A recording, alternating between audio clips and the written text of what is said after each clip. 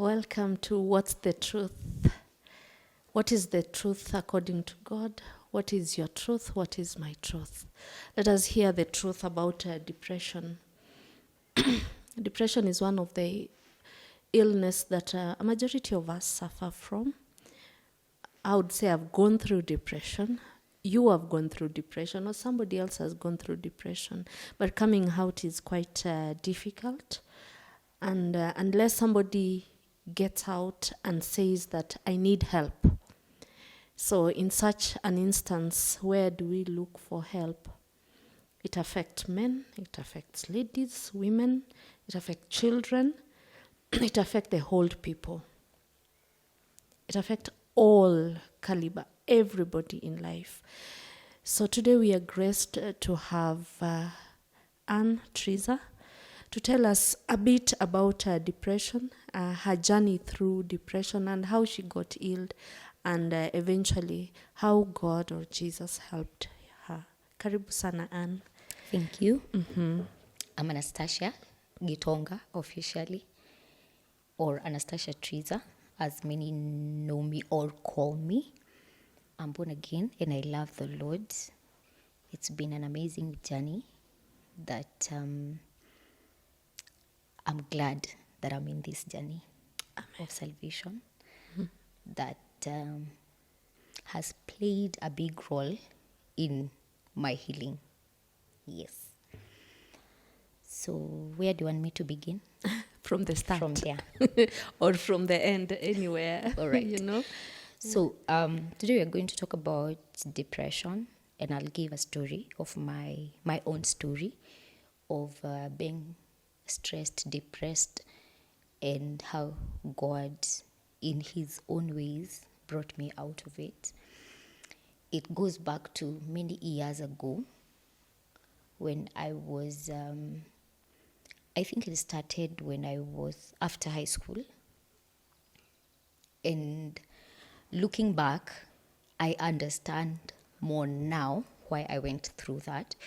And I would want to assume or say I understand why most young people go through depression now, looking back then. So after high school, every child, because we are still children to our parents, experience something we call crisis in self-identity. Mm-hmm. And because of the personalities that we are born in, some people are born melancholy, sanguine, all those. But we are people who grow to empaths, and there are people who grow to narcissists. Mm-hmm. One is either of the two, or somewhere in the middle. So two people who go through depression a lot are empaths and narcissist people. And most empaths suffer that because, unlike narcissist people who want to punish people to feel better, empaths want to be good to people. It makes them feel validated. Mm-hmm. So I grew up as that child. And as life has it, and have other siblings and all that, and life is happening, a lot of things are going. So I was in that identity crisis whereby I wanted to be loved by everyone around me, but the response was different. And maybe because I thought that the way I am, everyone should be like me. It's a character that most empaths have, that everyone is like me. Unfortunately, now I know that I am the only one of my kind. So nobody's like me. Yeah. So if, like, I'm kind to you, it's unfair to me and to you to expect that you should be kind to me. But then I didn't know that. So you give without expecting. Now I give without expecting. Yeah. Then I give expecting you will give me something back. But before now, you continue. Mm-hmm. I know some of us are wondering because we've heard about narcissists. Mm. Is that what you said? Mm-hmm. And we have empath. Mm. Narcissist. Mm-hmm. We always think that that is a disorder, not per se a personality. Is it a disorder? Is it a personality? It's a disorder. It's a mental disorder. Yes. And so is empath. It's a mental disorder also. Oh, really? Yes. And I didn't know that Yes. until I am as big as I am. Yeah. Now, before you tell us now your story, could you give us some of the characteristics of an empath? I've always thought myself to be an empath, and the characteristic of a narcissist, and what are the expectations of the two? An empath is unnecessarily good to others and not to themselves. Really? Yes. So they grow a journey of you want to always people to be okay with you, around you. You will sacrifice a lot for everybody, but not for yourself. In fact, at one point you will feel you are wasting. For example, if you're taking yourself out, you'll feel you should have done that for someone else. So both narcissists and empaths, they don't have self-love. Yes. But now the difference is the empaths, we give love hoping to receive. And when I mean love, it's all round, to parents, to siblings, to friends, to the people we date out. Yeah, then I don't know where I fall. Then we have narcissists who are bad to people, extremely bad to people.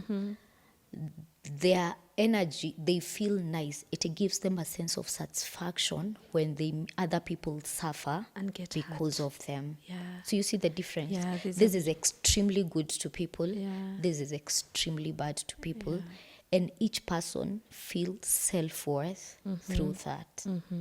And they self-validate themselves because I've done good to you, so I'm good. Or I self-validate myself because I made you cry. Oh my God. Now, what I thought about empath is I'm able to feel, because there's a period of time I can enter into a group. Now, we just want to understand this from my perspective, or from probably the viewers' perspective. I don't know, what is your perspective? I would enter into a room and there's somebody who is sick or mourning, and I would feel, and yet they've not told me. You're sympathetic. Sympathetic. Yes. Even when they've not told me. Yes. I remember at one point my son had gone to Mlolongo, Mlolongo. Then there's a period last year, there was a very big thunder around at the end of last year. So my son was in the house, had gone to do some business. Then he started crying. My sister was with him. He started crying hysterically, saying, I don't know why Mama has gone for that long period of time. So my sister had to call me and ask me what is happening with so and so. So they called me, and when he heard that I'm okay, then he stopped crying. Coming home, my sister and I decided that he's an empath. That's not it. You see, it's your son. There's a connection, a natural connection, a blood that pulls. And so, as it would happen if I had there's a crisis in a place where I knew any of my relatives were, that connection would come instantaneously. So he may have characters of empath. It's not entirely that empath is bad. It's only that the extremity becomes a problem. Narcissistic, everyone has a degree of narcissist. In fact, everyone has a degree of empath. It's only that now the extreme part of it, it's destructive. All right. So he's sympathetic first. Is sympathetic. He is sympathetic. He may be an empath of the fact that you desire someone to be better to be safe. And to be safe. It's a good character now from the empath. Vis-a-vis, for a narcissist, they want someone to suffer. It is good that we are having this conversation. And from a point of knowledge. Now you can tell us your story. I hope you've understood what an empath is and what a narcissist is. Yes. In a layman's, but someone would Google for deeper, whatever has been put outside there, a better definition, but that's a layman part of it. So as after high school, now I am in that identity crisis. And having grown as an empath, I knew that for me to be accepted, I have to do something. To please. Yes. And that's one of the terrible characters of empaths, because you're always doing to be approved. You're always doing something for people to appreciate you, for people to like you, for people to applaud you, all those. And it gets to a point, it chokes you, because according to you, you're doing good. And honestly, you are. But people don't seem to see it. Not leave alone even reciprocating part. They don't see it. You're always being scolded. You did what, you've not done what. And to yourself, you're thinking, like for me, I would think, I've done 1, 2, 3, 4, 5. No one is seeing. At least please appreciate what I've done. But nobody is seeing. And it left me in a state of thinking that I'm never good enough. That is a point now where depression sets in. Now things start now. I start even now telling myself, because you see you are doing all those things and you're conscious, and then the surrounding is not appreciating anything. You've overdone. You know, you've overdone yourself. You've done so much, but nobody seems to even appreciate. Even the moment you expect that somebody would acknowledge you did this, they come and scold you for something else. So it made me, in fact, start now telling myself I'm never good enough for anything. And when people do not appreciate me, it's because I've not done enough. And probably I will never do enough. Yeah. And that creates a hole that needs to be filled. It leaves you physically tired, emotionally tired, drained, confused, and lost. Wow. So at that particular time, I had to join college and I had to live with relatives. And I'm a daddy's girl. In Nairobi. In somebody else's house. Yes, I'm a daddy's girl. And I always want to be in the good books. You see, to a point that I never knew how to even defend myself. And that's why I'm saying an empath, the people who've learned to balance, maybe you are the balance, because there are people now who are in the balance. You don't allow people to misuse you, neither do you terrorize people. So you're just at the middle. Yes, you are the middle. You know, this is me, you're not. So me, I was on this other side. So I was not even able to speak for myself. Oh my God.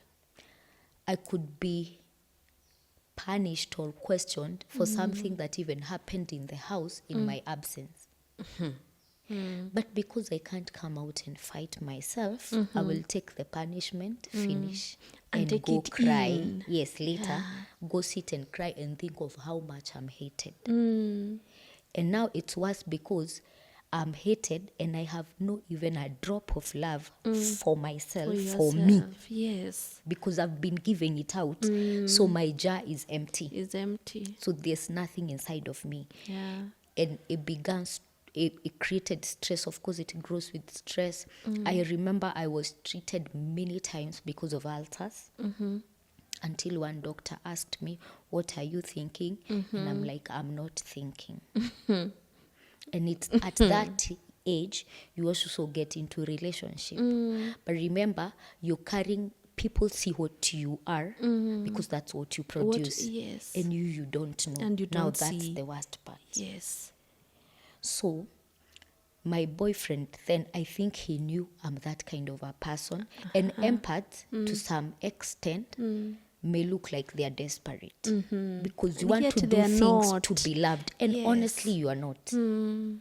You want to do things to be loved. So you're putting in extra effort that is unnecessary. Yeah. And then you feel it's not reciprocated. They think that you are desperate. Yeah. Thank you. And also your cup is empty. I remember my lecturer told me that for you to give, your cup should have something. To have something to Yes. give. So, and I didn't have that. And so to say, even during that time, I think the world has really grown and we appreciate where we are, that people have started, even the counselors have come out and people are talking. I think then, if it was hard that you have stress or you're depressed, people would wonder what is wrong with you. And people would associate it with you're beginning to get mad. And So you know now the mad, they're thinking of you now going to the streets. Yeah. So most people, and I believe even people within that, you go through that cocoon alone without Yeah. knowing what would happen. And for me, it went on that way. It went on that way. Got to a point that even at one point, I told you I was staying with relatives, that if they decide to give a wrong report to my parents, and my parents would believe, because after all, they are my guardian, Yeah. and I cannot defend myself. So when I'm asked, all I would do is cry. So all around you, Yes. nobody understood you. Nobody seemed to understand me. Nobody even seemed to be for me, to be there for me. Yeah. And that includes myself. That is Yet what I you- didn't know. Yeah, that is what you thought. That's what I thought. Yes. Because that's what my interpretation was. But yeah. you see, I told you before, people perceive you by who you are. Yeah. And what most people do, who, when you start suffering that bit of called rejection, that's part of now brings to depression and all those things. If you, even the people around you, it's an energy. Rejection is an energy. Yeah. Depression is an energy. Yeah. And now I know all those are brought by the devil. So when there's rejection in you, people around you reject you, whether they know it or they don't. Because you have thought that nobody wants And me. you've attracted it. So you attract that Yes. rejection. Yes. Nobody loves me. That. I am not beautiful. That. It comes. Out of and their apparently that time I got a lot of big pimples. I call them madongosto because they were very big. Were very big. And I remember one katoto asked me, ulifanya nini uso? Uso. It added to the depression. Wow. Because now I'm feeling I'm ugly, I'm not loved, I'm rejected. My parents are siding with everyone. No one wants to hear me. No one wants You didn't to. have a friend. Now, even when you talk to your friends, You you feel- didn't even know what to talk, What to tell them. to tell them. Yes. And some, when you share stories, it's like you're almost going through the same thing. And many times I didn't have even time to share. Because I go to school, I come back home, You do I have house chores, homework, and I homework. have house chores to help the house girl. Yes. So all those things, and they were coming, and I was one exhausted, lost, rejected soul. Oh, wow. So it Sorry. went on for a while. I was treated for ulcers. Now, it starts with stress. You begin to develop ulcers before it goes to depression. And when it gets to depression, it's a dangerous mental state because I became suicidal. What? Yes. I became suicidal. What? And the only thing that aborted my mission, I always say, Jesus aborted my mission. Oh, God. You're faithful. Jesus aborted my mission. I had contemplated because in my mind I was like, my parents, they don't want to understand me. Yes. My relatives don't want to understand me. My boyfriend, I am not understanding. It's like we are even not together. We are together. I don't know where we are. I feel hatred from within and without. Yes. It's I feel unworth. I feel like I will never ever Nobody will ever appreciate me. Nobody will ever see any worth in me. The devil is a liar. I felt that, and I carried it for so long. So I planned how I would commit suicide. I planned. My plan was done, and Jesus aborted it 5 minutes to the action. Okay. So it what was on happened? a Sunday. So I come out of church. I was going to church. I was still born again, but I'm dying inside. Remember, I'm living with relatives, and all people around knows I'm living with relatives. So I will never go bad mouthing or saying. And I won't say, now looking back, I don't think they were bad. I think the energy I had already given was attracting everything whatever, towards yes. me. So I planned on how to commit suicide. I remember we were living in a house, which was, no, it was not a story. It was like a bungalow. But right beside it was a story building. And luckily enough, my friend used to live on the 5th floor of that building. That story. And when at her place, I would look down, it's the door of the relative where I was living, and there were stones, building stones there. So the mission was for me to go there, Up, jump. jump. And because I will jump on the stones, I will hit my head, and they will come and they will be, in my mind, they will be happy that I'm now dead. You see how far the devil can take people through depression. Yes. They would be happy that I am now dead. And let me say this, and probably even help people who are living with relatives. I always tell people, treat or live with other people the way you would love someone else to live with you or with your children. Never make someone feel like you're doing them a favor. Never. No one would desire to be in a position whereby they have to depend on other people for survival. If everyone was given a chance, we would all want to live without having to depend on anyone. But the way God has orchestrated life for his own purposes, we will have one way or another to be of assistance. So if you're living with a relative, or not even a relative, just any child or anybody who is not your blood or they are your blood relations, please treat them the way you would desire. Try to understand them. Don't overlook when they go to the bedroom and they are silent, because I used to do that severally. I lock the bedroom, I cry, then I'm asked, why are you crying? I say, it's my eyes that are paining, and because I had glasses, it was a way out. And you just leave it at that without seeking to know there's something more. There's something more to It's always good to get to talk to people, find out. So that particular Sunday, I went to church and came back, and I was super happy. I have a mission. Leo ni leo. Si kesho ni leo. Leo lazima watu Let walie. me ask, were you a worship leader, or you used to I was to be lead? in the praise team. Yes. You were? Yes. So you just sang on that Sunday, you just sang I normally? sang, yes. Because I've always loved to sing. Yeah, so I just So went this to time sing. round you're doing it joyfully because it's the end. Yeah, for some weird reason, singing has always been therapeutical. So the moment I'm singing, it's so therapeutical.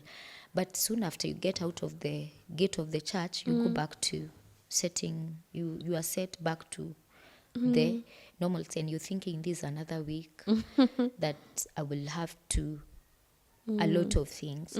So, and you're not ready for it. Yeah.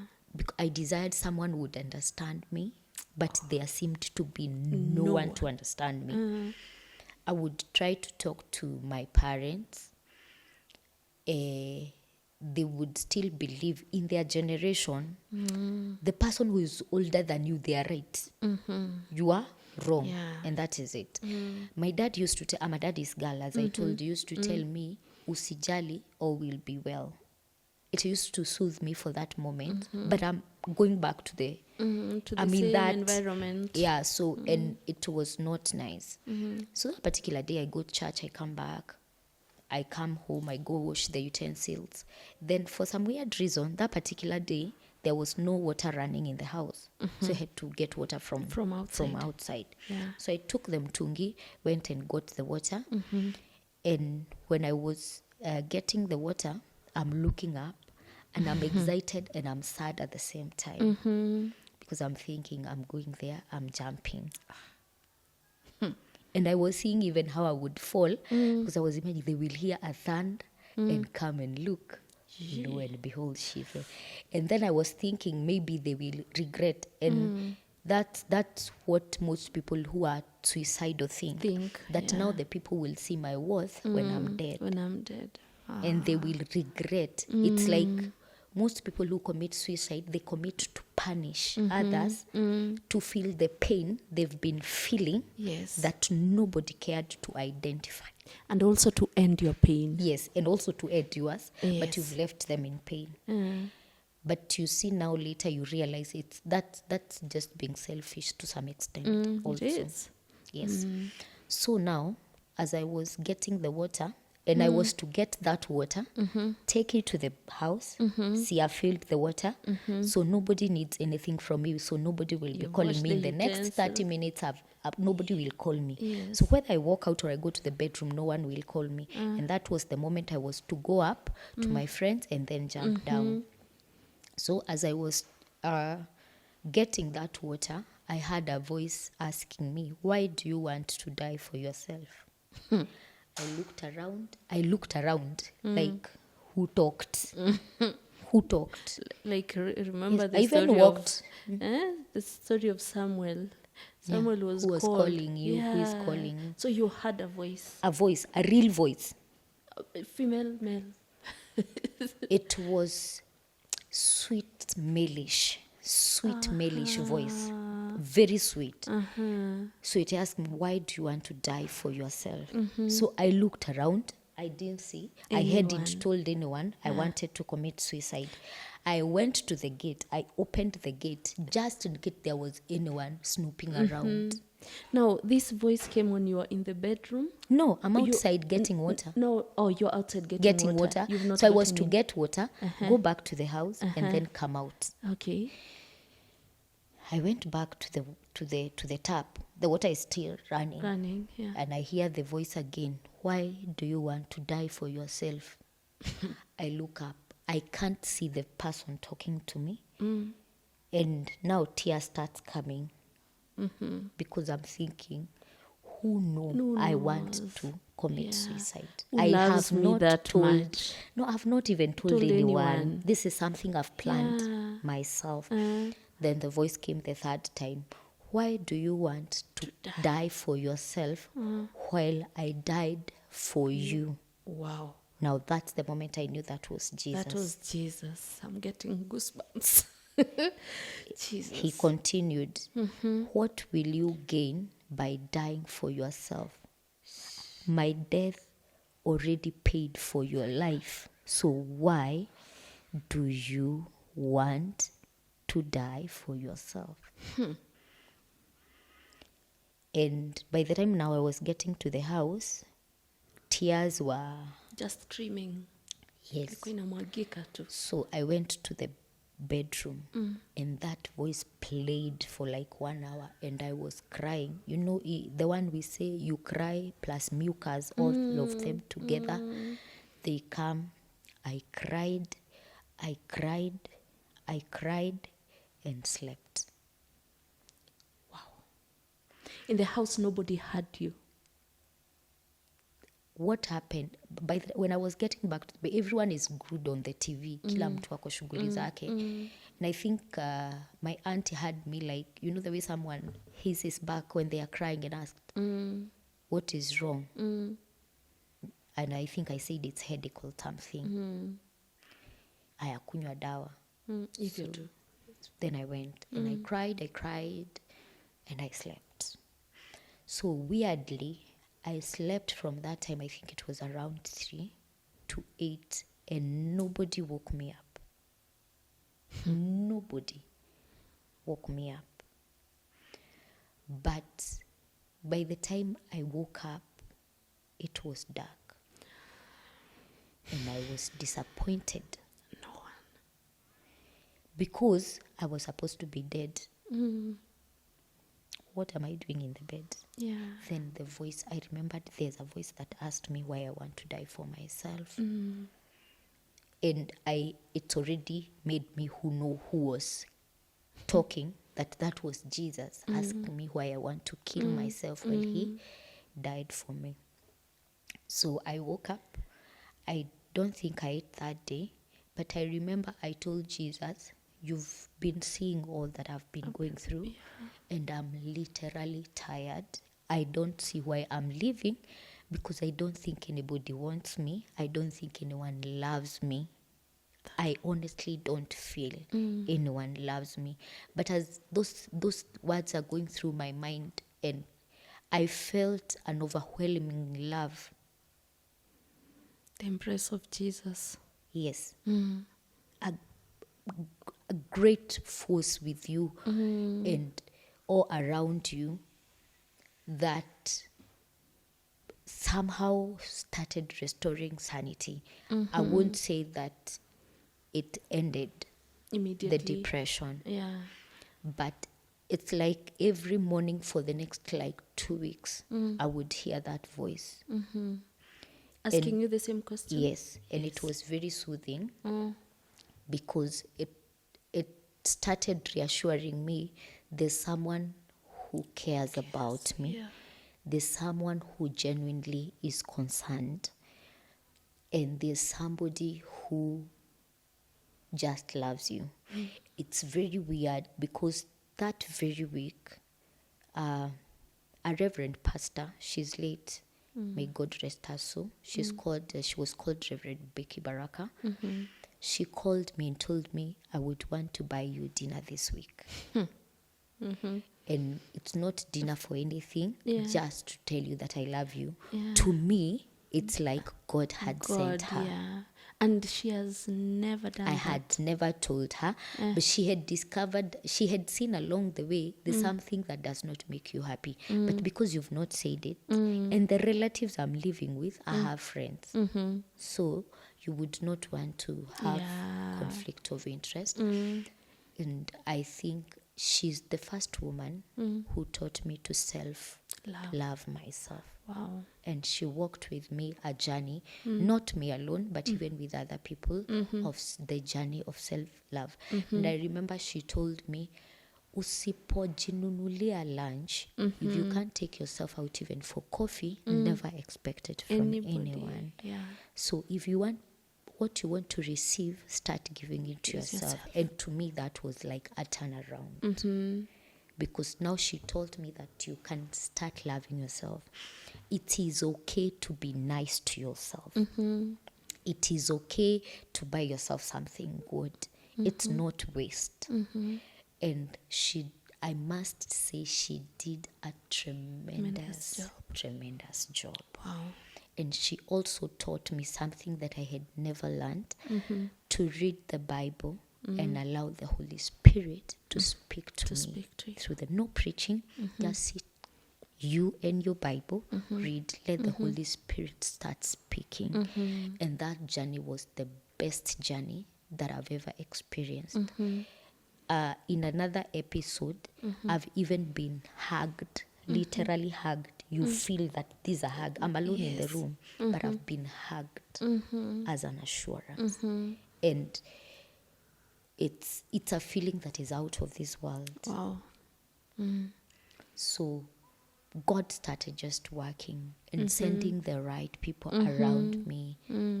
I mean, assuring me, pole pole, pole pole, pole pole.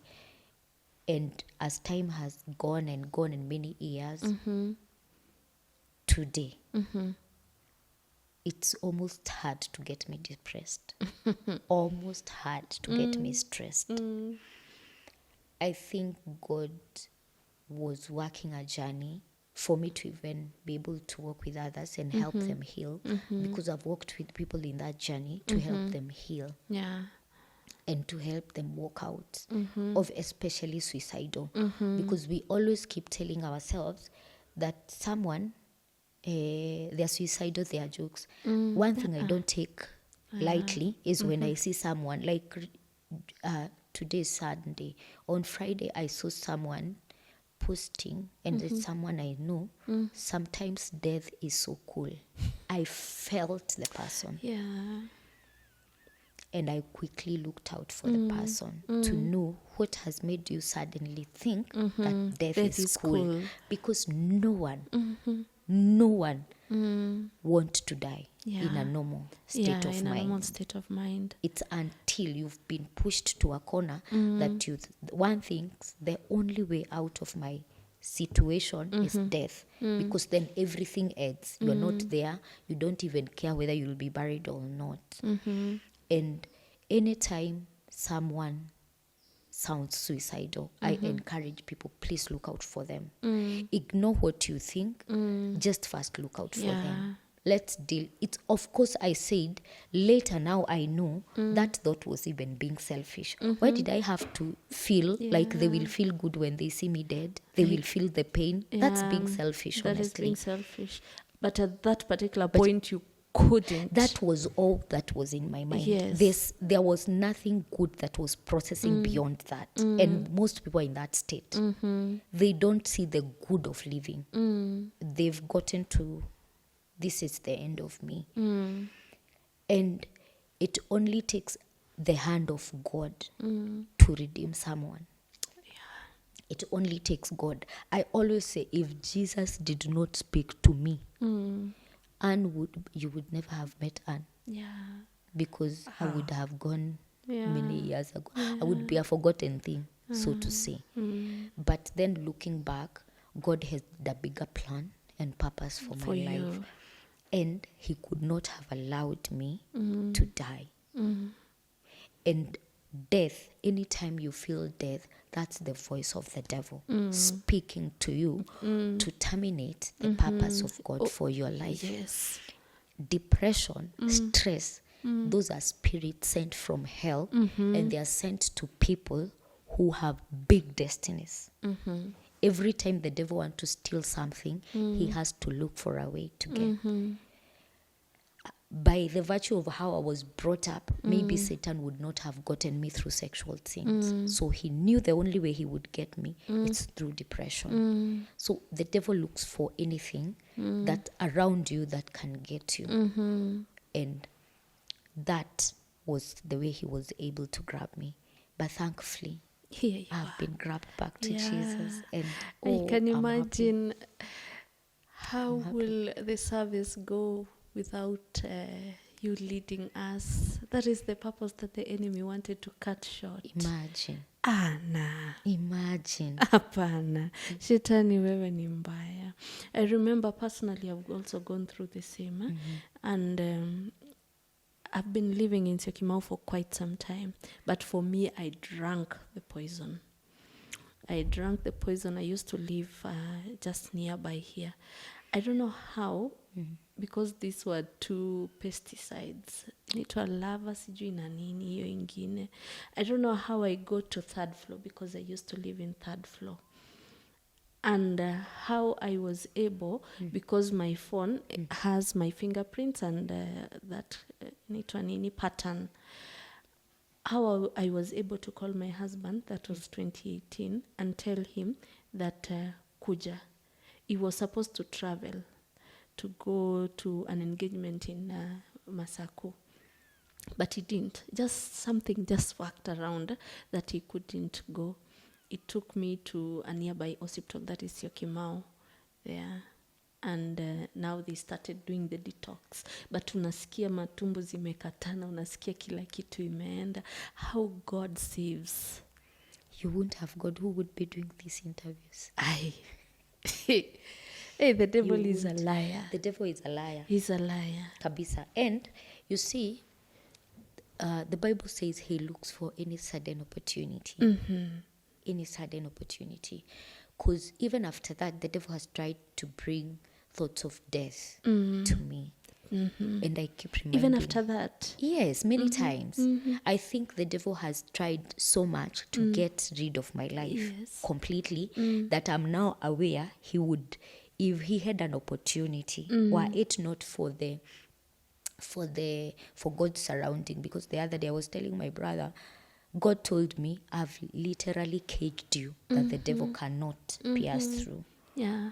If the devil was to get through to me, he would have killed me. He's given me those thoughts. So I keep reminding him, I will live to declare the word of the Lord in the land of the living. I'm not dying. Forget about it. Yes. And that's how I would encourage anyone who feels suicidal, speak life. Because suicidal speaks death. And Yes. when you release that energy, the angels of death, they wait. They wait. And even the Bible talks about the angel of death. And of Yes. course, the angel of death is not an angel of God. Yes.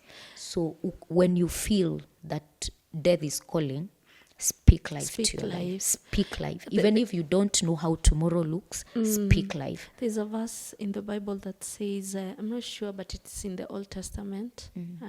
It is in Proverbs and another one. I don't know if it is Numbers or Deuteronomy. It says that heaven and earth will be a witness. Choose life and death. You have been given a choice. The power. To choose life and death, Or death, or yeah. blessings and curses. So it is in the mouth. Because the enemy cannot do anything to you. He will not. You see, when he's convincing you, what the devil does, he brings the desire. That energy now starts convincing you. And that's the time I knew the devil can preach for you a full sermon and collect offerings for himself and make an altar call to you. Because he will give you all the reason why you should die. Because like for me, he had given me all the reasons why I'm not worth, why nobody needs me, why I'm not any good in this life.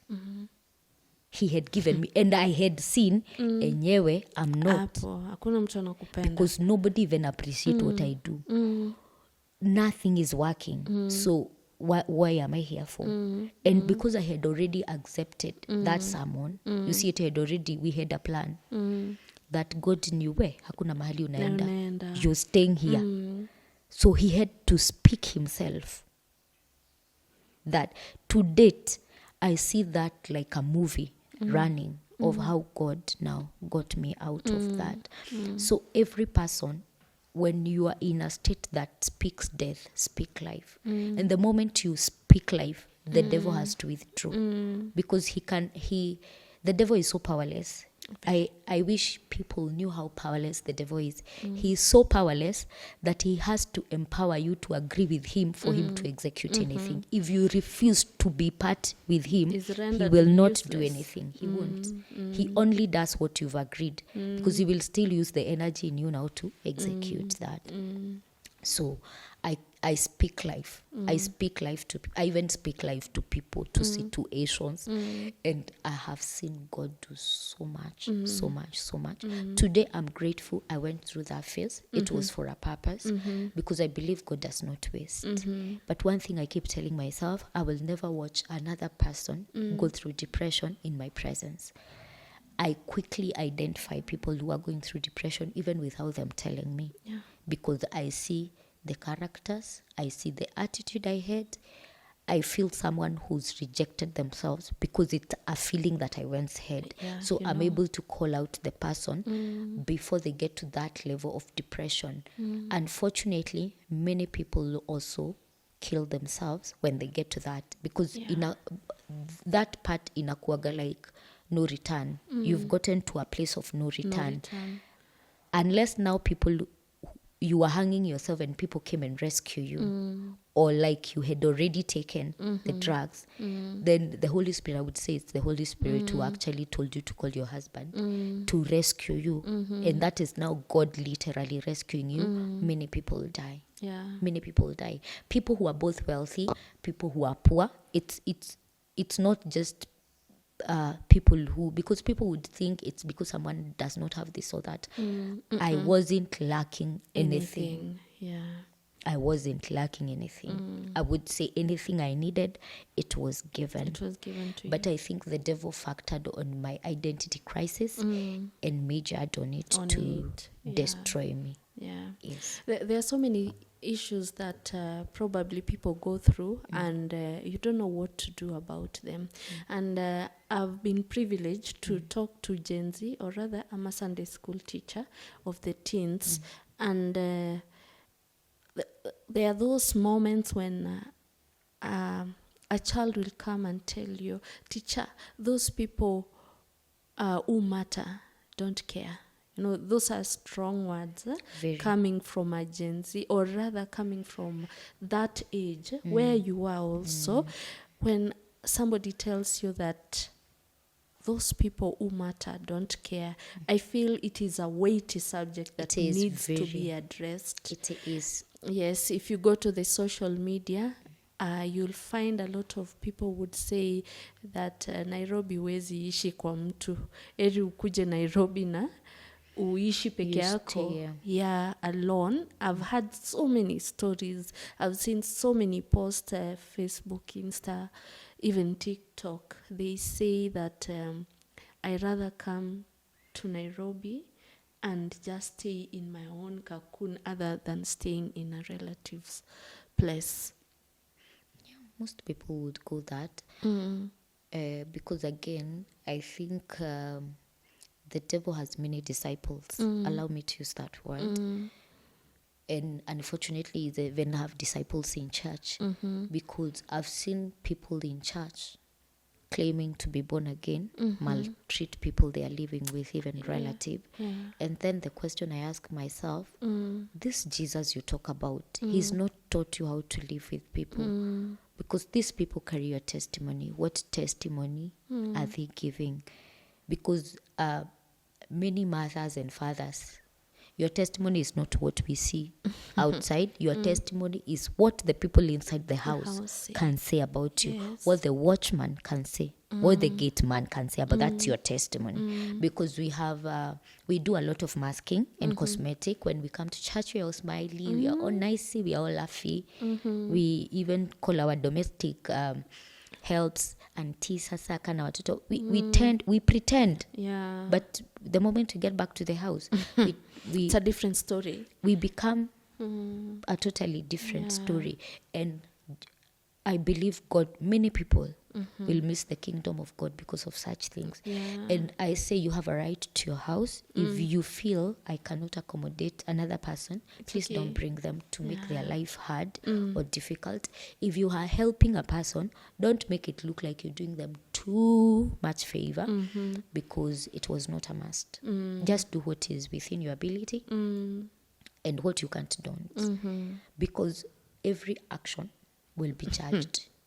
Every. You will not tell God, oh, but God, I was using my money, but God, I was helping, but God will not, he will judge the action. And most people miss that. And they will see, sorry to say, that might be the only reason that will take you to hell. I was even telling a friend of mine, if you can't stay with so-and-so, you rather even pay their rent. Exactly. Yeah, so that you remove yourself from a point of sinning per se, or giving the devil a foothold. Yeah. What about to parents? You see, like that Gen Z who said that those people who matter don't care. You see things like pimples. It's a very touchy subject, especially to teenagers. They're transiting from this point to another point, and their bodies they will act in one way or the other. Pimples is a small matter. How would think so, or any other person would think, but to that child? Let's talk about a girl child. The developmental stages, especially for a girl child, comes with a lot of development of physical. And if there's a time a girl child needs her parents or the guardian, and that love is during that stage. They do not understand themselves, and unfortunately most parents don't realize that. There are those of us who are brought up like you see this, the people, the Mau way, they are our parents who there was a generation that was brought up like mafia. You had to get it or get it. But the generations as we've been growing, people change. And we cannot deal with the generation of now the way we are dealing with Yoya Kitambo. Because you see, when you are being mafia to a certain group, they all know we are all dealt with in mafia. But this generation, they understand love and they know what love is. Yes. And so for a girl, she needs love. She needs to understand that having a pimple does not make you ugly. Because I look at my pictures then, I still see the pimples. I wasn't ugly. I know I'm a beautiful girl. I wasn't ugly. But because I already felt ugly from within and it attracted that kinda, it worked against me. Parents need to affirm them. We live in better days that they are dermatological clinics and all that those pimples can be worked on. Of course, it's a hormonal part. If a parent loses your child during teen, if they loses your love during teenage, you will never win it back. It will only take God a Rudy because they feel that rejection and look for places outside to fill in the love. Same to the boy child. Nowadays, we have boys who are doing a lot of weird things to capture the attention of parents because, unfortunately, those who matter don't care because they are too busy getting money to take me to a good school, getting money to take them to where, but zero time with me. And a child does not need all those things. What they need and what they treasure is that moment with mom in the kitchen cooking, that moment with dad on the road walking. That means the world to a child. Them, yes. And if a child feels I have no love from my parents and they start looking for it outside there, they will either be taken to drugs, they will be led in so many things. We are in a generation whereby they are even being taught to start I don't know whether you've heard about Kundalini spirit. I've heard about it, but I didn't take it seriously. So what is being taught? They are being taught to how to to start just believing in themselves and the power is in them and they are gods. Yeah, I've heard that. You know what that is raising? Yeah. It's trying to bring the spirit to you to communicate with other spirit that will be affirming you. Sorry, this is Kundalini spirit. Now the Kundalini spirit comes. It's the spirit that it's actually a serpentine spirit. It's mostly used by the Indian. They are known to be on higher levels of jujus and all those things. But you see now this child who has no love for the mother, for the father, they are being allured into those things because they are suddenly being told, you can even come out of your body and even go to where your mom is. Yeah, astral projection. Exactly. Yes. So when they start, those are stages.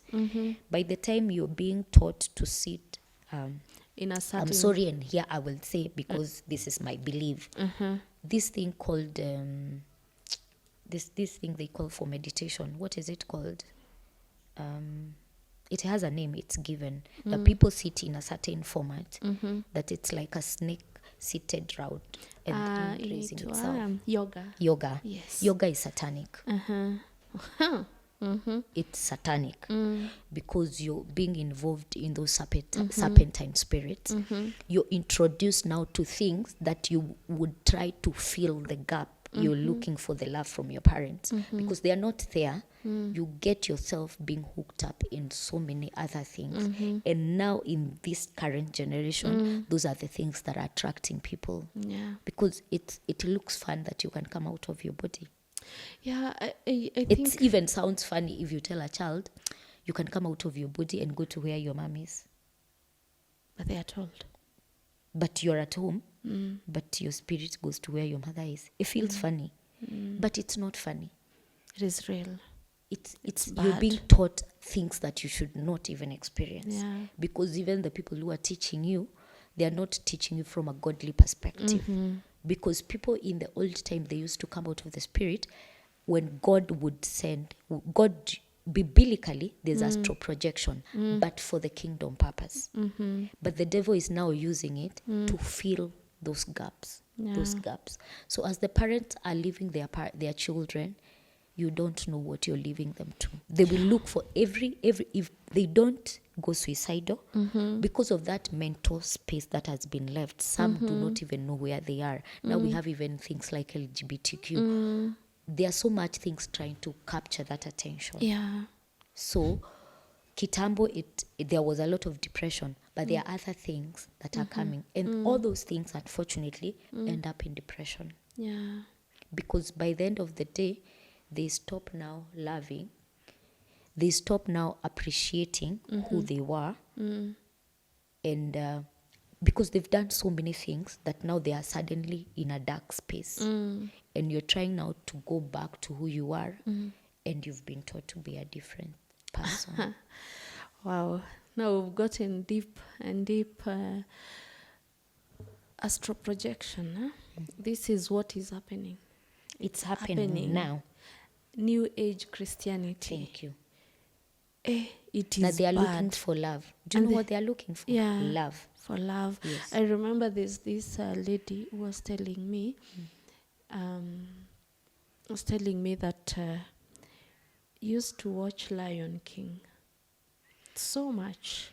So Simba, I think Simba is the grandmother who died long time ago. Then the young one, sijui alikuwa anaitwa nani, would now evoke the name of the grandmother, and the grandmother will speak to them. So this particular lady lost her grandmother, and her grandmother, the mother was an addict, ako Mathare. So it's like she has lost everything. But according to her, she can call the grandmother, because it started with that Lion King. Yeah, they that have Lion program. King. You see, the world and the Bible says we shall finish ourselves by our own knowledge. If we go deeper, we'll talk about the fallen angels and their work, because they were wise and they were given the wisdom of God that the devil is using to teach people a lot of things. So they've brought those things. Even though astral projection, it starts with those cartoonists they are watching, because in the place of parental love and care or guardianship, we've replaced them with those things. Gadgets. The void of love, it cannot be filled by anything else but that love. And that love is not expensive. It's you sitting with your daughters, cooking with them, showing them things, reminding them you love them, reminding them that they matter. They are more important than even the education you're getting for them. And when that is filled, no matter how the world get corrupt, you will still have them intact. Yeah. If that does not happen, parents should be ready to deal with a lot of depression issues and a lot of suicidal cases, unfortunately. Yes.